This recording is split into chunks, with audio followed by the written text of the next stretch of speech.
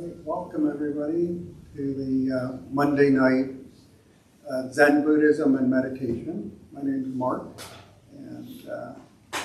and anyone first time at doing Zen meditation? Okay. Questions or comments, feel free to enter that in the chat. So, with the Zen Buddhism type of meditation, since it sounds like everyone is familiar with it here, so I found some. This is from Zen Mind, Beginner's Mind, which is Shunryu Suzuki, who has founded the San Francisco Zen Center, the Japanese monk that came over about 60 years ago or so. So his second chapter is on posture. And it says, these forms are not the means of obtaining the right state of mind. To take this posture is itself to have the right state of mind. So there is no need to obtain something special. There is no need to obtain some special state of mind.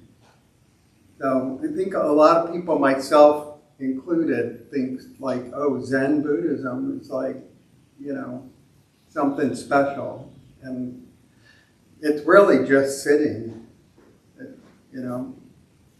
So I found that quote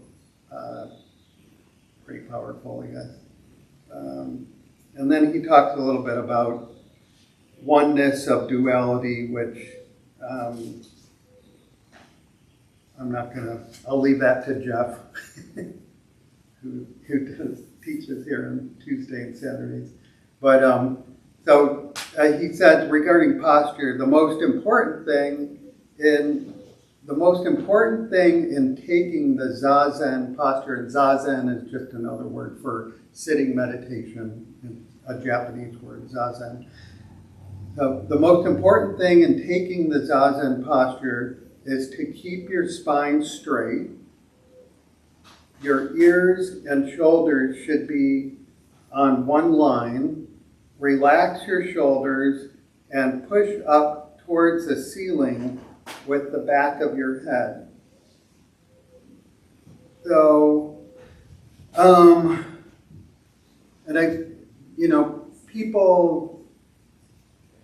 some people sit on cushions, some people sit in chairs.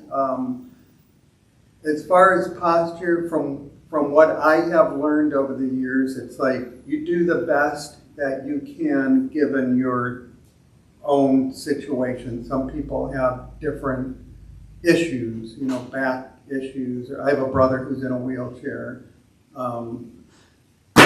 Some people, maybe they can only do lying down, So whatever posture is upright to you, given your circumstances, is, So the goal is to be as upright as possible, which helps us be more present in the moment. Because if we're slouching or sitting with our legs out, and you tend to either fall asleep or daydream or just not be quite as present. You should not be tilted sideways or backwards or forwards. You should be sitting straight up as if you were supporting the sky with your head. It is a perfect expression of your Buddha nature.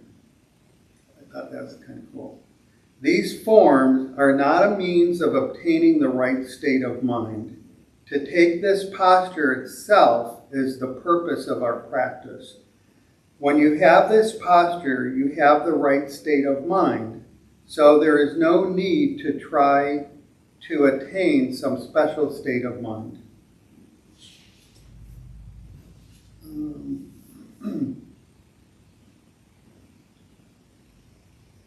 most important point is to own your own physical body. If you slump, you will lose yourself. Your mind will be wandering about somewhere else. You will not be in your body. This is not the way. We must exist right here, right now. This is the key point. When we have our body and mind in order, everything else will exist in the right place, in the right way, But usually, without being aware of it, we try to change something other than ourselves.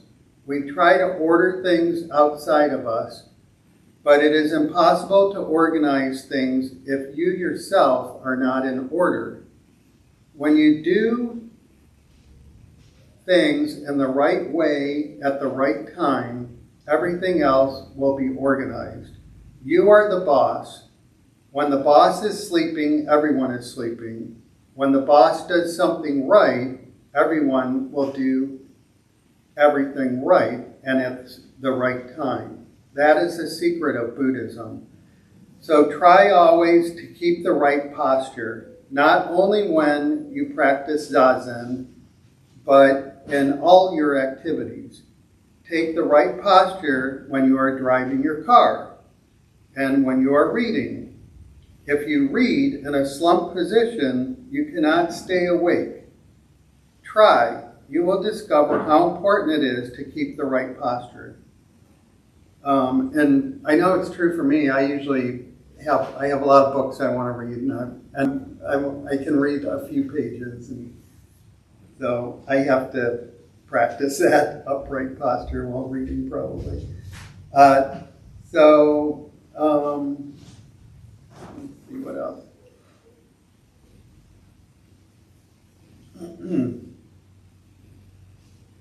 Talk just a little bit more here. And this is, he's writing in regards to posture, that all of this is why Buddha could not accept religions existing at his time. He studied many religions, but he was not satisfied with their practices. He could not find the answer in asceticism or in philosophies. He was not interested in some metaphysical existence, but in his own body and mind, here and now. And when he found himself, he found that everything that exists has Buddha nature. That was his enlightenment. Enlightenment is not some good feeling or some particular state of mind. The state of mind that exists when you sit in the right posture is itself enlightenment. If you cannot be satisfied with the state of mind you have in Zazen, it means your mind is still wandering about. Our body and mind should not be wobbling or wandering about. In this posture, there is no need to talk about the right state of mind.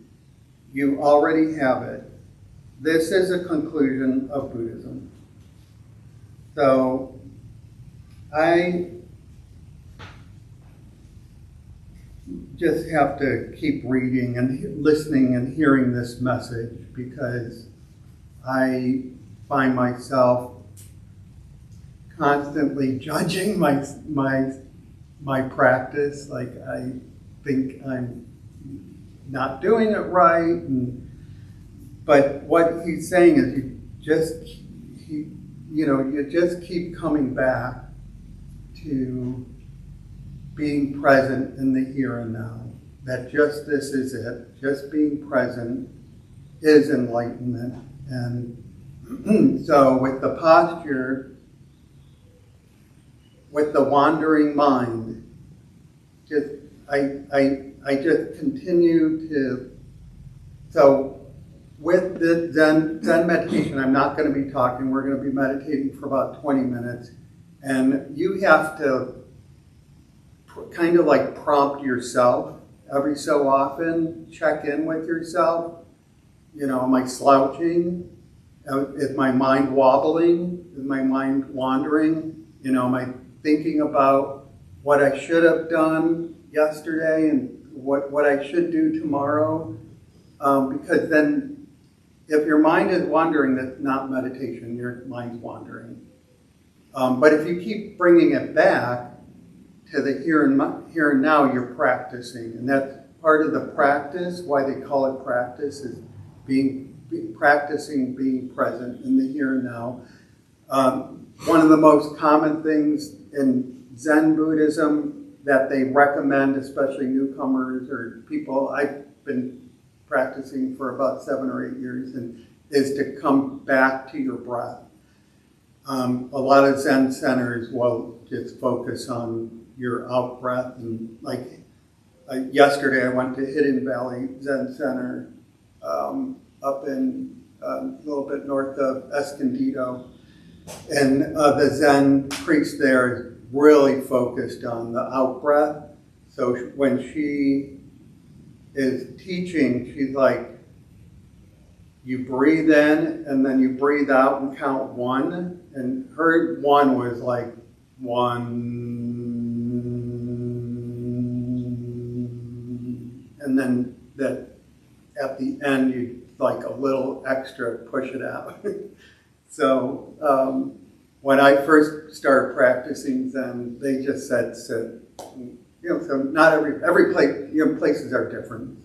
Some places just say, you just breathe and focus on the in breath and out breath. Other places are much more like focused on the breath. But that's one very common thing, is to focus on the breath. The other thing is unusual thing maybe for some people is that meditate with the eyes open or like halfway open. And that, again, that helps staying in the present. So posture, breathing, eyes open, and then just keep coming back to the here and now. If your mind wanders, it just your mind creates thoughts, and that's normal. So not be judgmental, and to just keep coming back to the present awareness of the breath. So we'll go ahead and meditate, and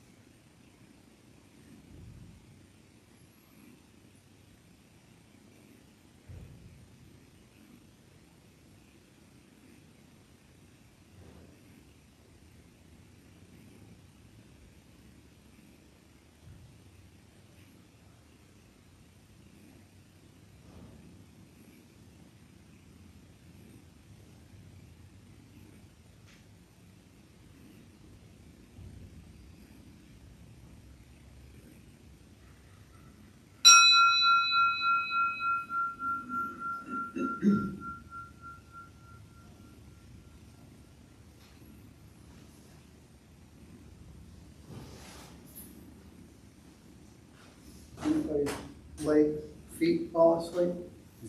Yeah. Did you?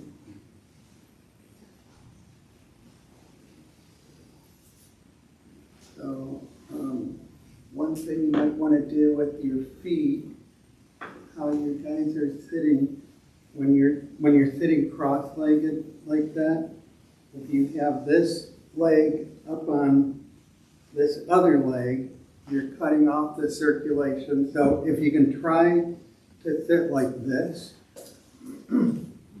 yeah, and your knees are down on the ground, and both legs are on the mat. Yeah, try that and see if. And also, if you do have to move, it's okay. Just do it mindfully and slowly, and not disruptive. But I've sat with people, and sometimes I do, where like when they're sitting like, and your leg falls asleep, just kind of move it up like this, and the blood will. Somebody told me nobody's leg ever fell from falling asleep, but it feels a little uncomfortable. Does anybody have any questions or comments about what I read or talked about with Shunryu Suzuki's chapter on posture? I like how he talked about posture not just during meditation, but also out there, off the cushion. So my mother used to always get after me for saying, put your shoulders back. So I always hear her voice in my head. So there's another great book that I love, which is Mindfulness and Intimacy by Ben Connolly, who's a Zen Buddhist monk in Minnesota Zen Center. And I think he signed this book. Dear Mark, bind yourself to the freedom of love. Ben, September 23, 2019. I looked that up. He gave a talk, and I bought this book from him. But so he has this chapter that some things that I underlined. This chapter is titled Body, and again, it's kind of in line with posture. So find a position where you can sit upright with a stable lower body. Sitting still and focusing on breathing can be very relaxing. So our upright posture helps us to balance alertness with calm. It keeps us from falling asleep. Having established an upright posture, focus on breathing. So you hear a common theme from some of the great old masters to present day Zen Buddhist priests. So we don't have to think about, judge, or analyze, or anticipate breathing. Just feel what it's like.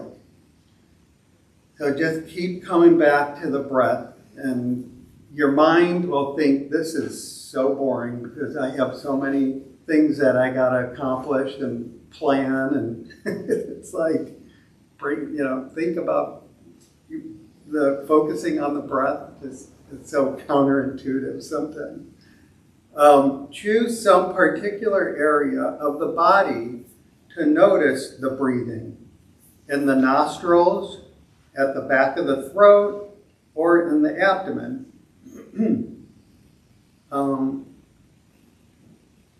Try to move toward intimacy with this object. So try getting intimate with your nostrils or your abdomen.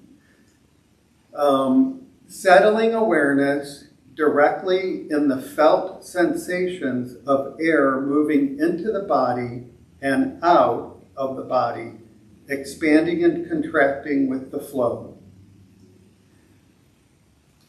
The breath does not know how to imagine the future or ruminate about the past. If we rest our attention on the breath, our attention will naturally reside in the present moment. I think about, it just such a relief in a way. The more I meditate, it's just like, wow, I can take a break. And sometimes I think, I don't have 20 minutes. Or sometimes I think, when is the bell going to ring? Or when is my timer going to go off? Because this seems like the longest 20 minutes. Sometimes I'll even check it. Maybe I didn't set it. And I'm like, oh, 5 more minutes. What do you know? So, don't worry if thoughts tend to sweep you away from awareness of the breath and the posture. This is common. We sit down to practice mindfulness of breath and body, to meditate, and within seconds, we are absorbed in a stream of thought. We realize we're swept away, and we notice our breathing, but again, we are swept away. This is okay. This is normal. Just being aware of and intimate with this process is good. So this kind of awareness we are cultivating is compassionate and curious. So for somebody like me who has it seems like my baseline or default is not being compassionate with myself, this practice and hearing this is really helpful. So every breath is unique and every breath matters. This compassion doesn't have to fix or control anything. It is pure presence. So just cultivate intimacy with the breath. Just cultivate intimacy with the breath.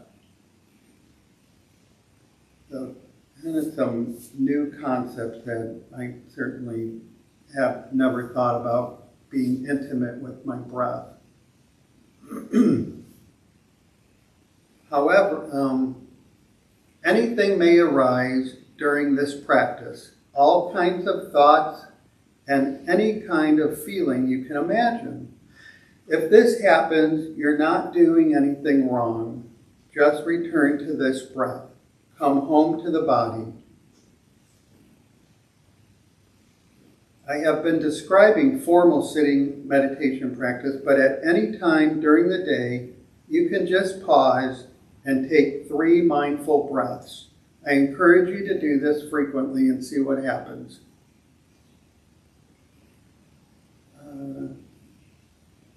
He says, we can bring mindfulness of body into every aspect of our days, just noticing what the sensations of the body are as we walk, sit, stand, or lie down. Feeling the sensations of water on the skin as we stand in the shower. Feeling warmth on our face as we turn to the sun.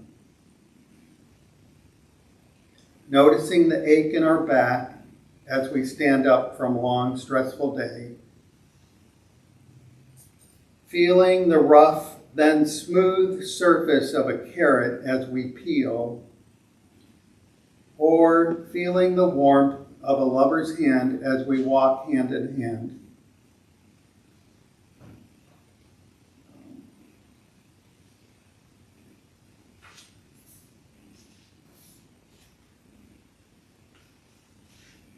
What else did I highlight?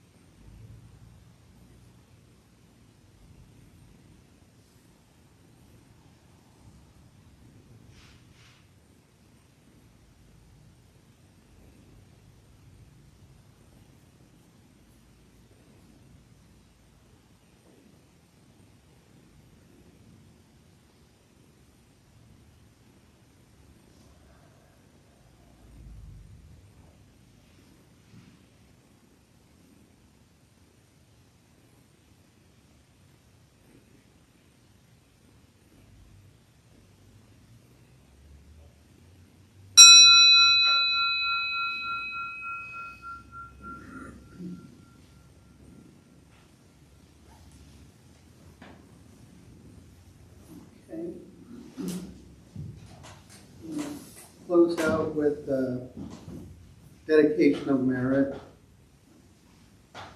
And then Meredith will come up and has a few announcements. Sentient beings are numberless. I vow to save them. Delusions are inexhaustible. I vow to put an end to them. The dharmas are boundless. I vow to master them. The Buddha's way is unattainable. I vow to attain it. So, thanks everybody for coming. Thanks everybody online for joining us, and have a good evening.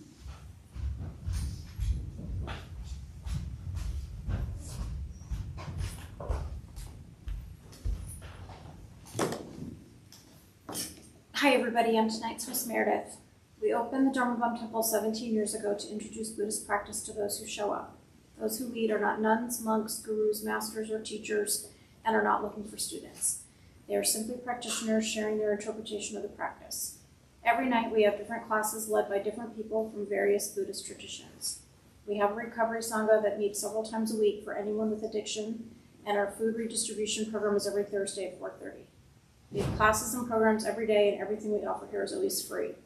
The full schedule is on our website and also posted in the entryway above the shoe rack. We have a lending library. If you see a book you like, feel free to borrow it and then bring it back whenever you're done with it. Please straighten your seat or cushion before you head out, and if a few people could stay to close and latch the windows, that would be helpful. Thank you for being here. We wish you well, and we hope to see you all again soon.